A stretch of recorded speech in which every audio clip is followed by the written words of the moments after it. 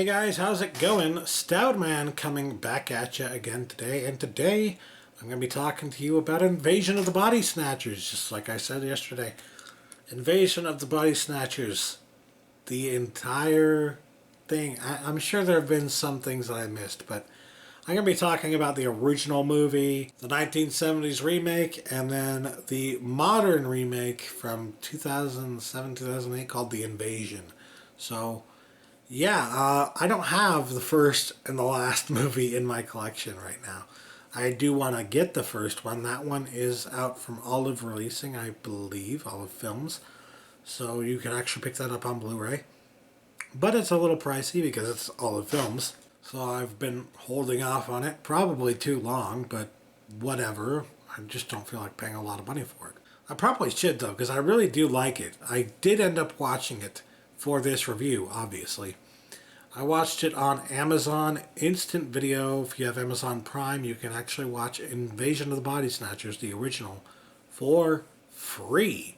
They also have The Invasion on there, and that's how I watched that as well. So, there you go. Wondering how I watched the movies for this review? There you go. I have Amazon Prime. I watched them on Amazon Prime. And no, this isn't me trying to sell you on Amazon Prime, but, you know, it is kind of nice to be able to get... I get Amazon Prime just for the free shipping, right? Because in a year, I use Amazon more than enough to warrant that. And it saves me a lot of money just on shipping alone. So when I can go and also find movies that I actually want to watch on their service for free, it's also pretty nice. Saves me a little bit of money. Anyways, the first movie, Invasion of the Body Snatchers, the original, is very good. It's very much inspired by the B horror movie of the time, but I feel like, if possible, it's even more influenced by the noirs that came from the 40s. Because there is a very strong noir feel to that movie. If you look at the main character not as a doctor, but as a detective of sorts, because at some point he kind of takes the role of a detective almost, yeah, it really feels like a noir movie in a lot of ways. He even visits a house of a friend that actually, if you look in the background, they have 3 posters of 3 noir movies, or at least they're, you know, made to look like noir movies that were purportedly written by that character. That character is a screenwriter, and apparently he writes noir movies. So I'm sure that's a reference to something I don't, or somebody, but I don't know who it is a reference of. Maybe it's a reference to Raymond Chandler, for all I know. But whatever the case may be, I thought it was a pretty cool little thing. Just, if you didn't think this was referencing noirs, here's your hint, here's your clue. We're referencing noirs here with this movie. And while it's a horror movie that's right out of the B genre, it's still very much, or not genre, but movement, I guess I would say. It's still very much based on film noir in terms of how the movie is shot and in terms of how the story is told. And that really works to its benefit because noir movies can be really creepy. And so I feel like that's one of the reasons why Invasion of the Body Snatchers was so well regarded and so well received, and well received enough that it got a couple of remakes, you know. So yeah, I really like that movie, and I feel like it's definitely worth owning. It's definitely worth watching if you haven't yet. Even if you don't like older movies, I think anybody can appreciate that. And considering that it has that famous scene at the end where they've got the main character yelling, "They're here already! They're here! They're coming for you next! You're next!" Considering that famous scene at the end of the movie, and then what you see in the remake in the 70s, it's worth it to watch the first movie just to have that understanding of where that's coming from. Because when you get to the remake made in the 70s, you see that same character, played by the same actor, run in on screen and run in front of the car of the main characters in this film, and basically he's screaming and yelling the same thing, and then a crowd of people run after him. Like, yeah, and it's really creepy because it feels like he ran for fucking 20 years until he ran into these guys, and died shortly thereafter. It's really weird and creepy, and yeah, I love it.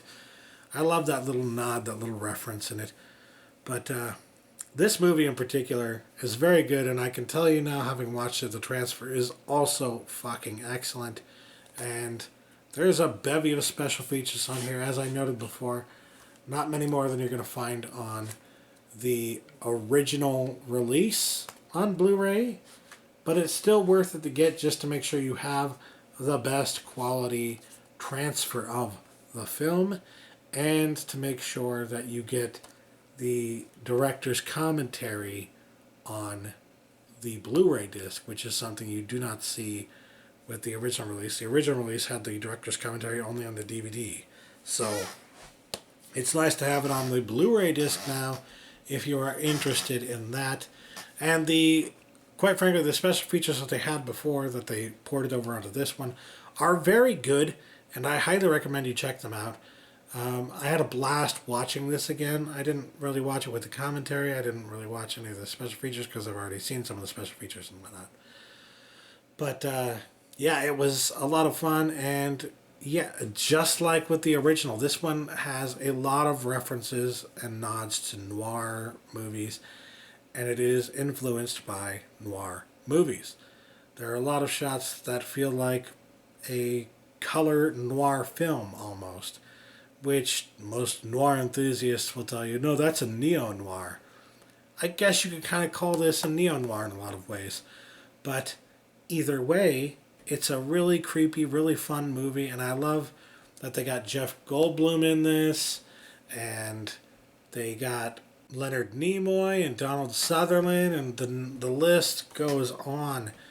This is just a star-studded cast, and it's really well directed by Philip Kaufman, really well made movie, and quite frankly, it follows along in the same kind of pattern as the original movie in a lot closer form than any of the Universal horror movies ever did. So if you look at like the Universal remakes and whatnot, whether it's the Phantom of the Opera remake of the 1925 movie, or if you're looking at something like The Mummy or even The Wolfman, this does a much better job of really paying homage and following almost directly in the footsteps of the movie that it was inspired by, that it was based on. Because the story is very much the same in a lot of ways. Yes, the characters are different, but they're not so different that the story isn't extremely similar. You know what I mean? It's basically the same story, told from a more modern point of view, told in a slightly more modern setting, and it's really fucking good. I think this might be my favorite version of the story, in fact. So, yeah, really cool. I had not seen this until, I guess, like 5 or 6 years ago or something like that. And ever since then, I've been like, yeah, this is the one. This is the one, you know? So then after that, I moved on to The Invasion, which I had not seen since it first came out. I remembered really liking it when it first came out. But at the time, I don't believe I'd ever seen either of the original Invasion of the Body Snatcher movies. So I didn't have that for reference. So I wanted to go back now and watch it now to see if it actually holds up. And actually, it really does. It's actually pretty good. The Invasion is not as bad as everybody says it is. It's not as bad as it gets way too much flack that it doesn't deserve. I'll put it that way. It's a really solid movie that gets unfairly shat upon for no fucking reason.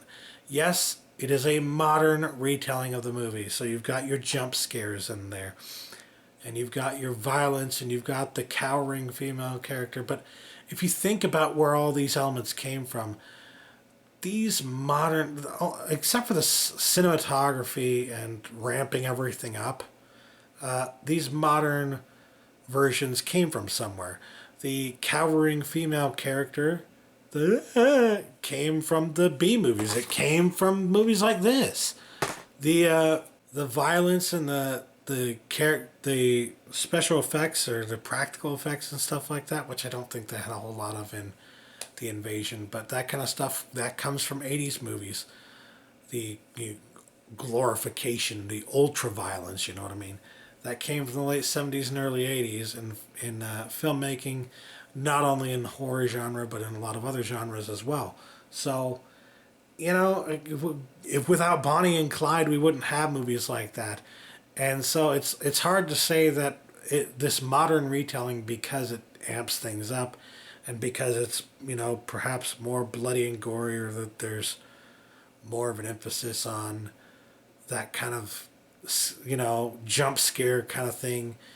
It's hard to say that because of that it's a bad movie, because that all came from somewhere. They made that kind of movie because the people who made this movie made it that way because for years these elements have been slowly building out of other eras of the genre of horror. So a lot of people don't like that, but I feel like this, you know, amalgamation into modern day horror isn't necessarily a bad thing. I think it works really well sometimes, and I feel like in the invasion it works pretty damn well. Last thing I want to touch on for this is the fear factor, because each of these horror movies, they're preying on the fears of the audience at the time, right? That's what they're trying to do, at least. They're trying to scare that audience from that time period. So, in the invasion of the Body Snatchers, the original movie, of course, the characters are afraid of. It's like a tale against communism, right? It's a fucking, oh no, you don't want to become communist kind of thing. It's a Red Scare movie, quite frankly. But if you look at it, it's a movie where the event is taking place not in a huge city, but in a small town. And in that small town, they're trying to then develop it and force everything to move outward into the bigger cities and stuff like there, kind of like a virus works. So that was at least the concept for that first movie, right? When you get to this movie, suddenly the pods aren't trying to take over some small rinky-dink town. They're taking over fucking San Francisco, the entire goddamn city. A huge, noted, big fucking port city.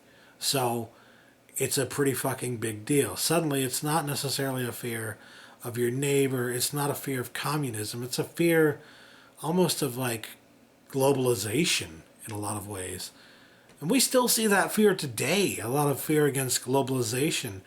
And I feel like that comes out of the Cold War and stuff like that. And yeah, I mean, this is definitely inspired by that fear of the Cold War and globalization and all that. But then you get to the third movie, and honestly, like, it opens up, and you got this main character trying to take all these drugs so that she can stay awake, because of course, you know, the moment you go to sleep, they get you then. Oh yeah, they're getting you. And it's taking place in a big city again, but this time around, you know, they actually managed to get the right people, like the CDC, kind of working against it. And it's more of like a virus. It's legitimately like a virus now that they're trying to stamp out. They're taking a more scientific approach to it. They're taking a more, you know, get the right people, the right scientists involved in trying to eradicate this stuff, and maybe we can beat it kind of thing. And it really does feel like a kind of fear of chemical warfare kind of thing. Same kind of fear of epidemic kind of thing. You know, you got that in Contagion. There's a movie Flu that came out in South Korea a few years ago. As far back as Outbreak, you see that kind of thing. Or even The Stand. But yeah, that's been around in our media for quite a while. And it persists to this day because it's still something that people are afraid of. They're still afraid of that kind of warfare. They're afraid of that kind of disease, quite frankly. That's why even in the movie they kind of call it the avian flu at one point. And yeah, that is clearly kind of like what they're trying to reference there, like the panic that's happening over that and everything. So yeah, I mean, it references different fears for different time periods. And that's why I feel like each movie in its own right is pretty damn good. because at least there's no movie that's like, well, not referencing anything, you know what I mean? Each movie is trying to sell its scare to an audience that is scared of something else. So the first movie is selling its brand of fear to people who are afraid of communism. The second movie is selling its brand of fear to people who are afraid of globalism and Cold War kind of stuff. And the third movie is selling its brand of fear to the people who are afraid of chemical warfare and who are afraid of, breakout of some sort. So, as long as each movie has their own individual basis in all that, and they do a decent job of retelling the story. Granted, the third movie, the newest remake, The Invasion, diverts more from the original story than the previous one did. It's still fairly close. It's still a pretty damn good modern telling of the story. And that's, like I said, it's one of the things I like about these modern horror movies when they do a remake, is when they actually do a modern telling of the story. So, yeah, I mean, I appreciate it for what it is. But still, for my money, this is the one you gotta have in your collection above all else. I'm sure I'll get the Invasion at some point now that I've rewatched it and determined that it's worth owning. It's worth owning. But, yeah, I like this one quite a bit. And the original, also need to get that one in my collection too. Yeah, I think I want to have all three, quite frankly. They're pretty good. So yeah. Anyways, that'll do it for me today. Tell me what you guys think in the comments below of these movies. Which one's your worst? Which one's your best? Do you like any of them? Have you seen any of them? Which ones have you seen? Just let me know in the comments below your thoughts. Anyway, thanks for watching, guys. Catch you later. Peace.